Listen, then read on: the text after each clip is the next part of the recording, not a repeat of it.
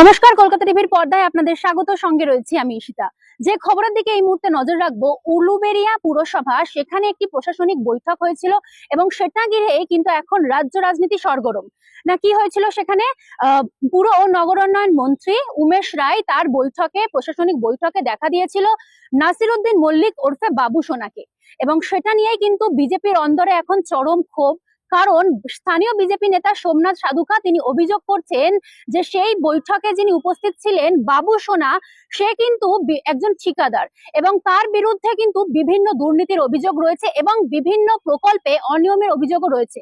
তাহলে একজন দুর্নীতিগ্রস্ত ব্যক্তি, একজন ঠিকাদার কিভাবে সেই বৈঠকে অংশ নিলেন, সে নিয়ে কিন্তু সে এই বিজেপি নেতা প্রশ্ন তোলেন।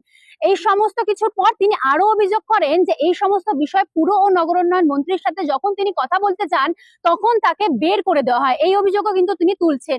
পাশাপাশি এই ক্ষোভ তিনি সংবাদ মাধ্যমের সামনে উগরে দিয়েছেন। এখন প্রশ্ন হচ্ছে, এই সব কিছুর পর পুর ও নগরোন্নয়ন মন্ত্রী উমেশ রায় তিনি স্পষ্টভাবে জানিয়ে দিয়েছেন যে কোনো রকম দুর্নীতি হলে কিন্তু তদন্ত হবে, সে আশ্বাস তিনি দিয়েছেন। পাশাপাশি তিনি এটাও বলেছেন যে পুরো একটা প্রশাসনিক বৈঠকে কে উপস্থিত ছিলেন, কে ঠিকাদার, কে কাউন্সিলর, তার পক্ষে সেটা জানা কোনোভাবেই সম্ভব নয়, কারণ তিনি ব্যক্তিগতভাবে কাউকে চেনেন না। তো সবকিছুর পর তিনি তদন্তের আশ্বাসও দিয়েছেন, কোনো দুর্নীতির অভিযোগ উঠলে তদন্ত হবে, সে কথা তিনি সাফ জানিয়ে দিয়েছেন। এখন উলুবেড়িয়া পুরসভার এই রাজ্য রাজনীতির যে সরগরম পরিস্থিতি, সেটার জল কোন দিকে গড়ায় সেটাই এখন দেখার।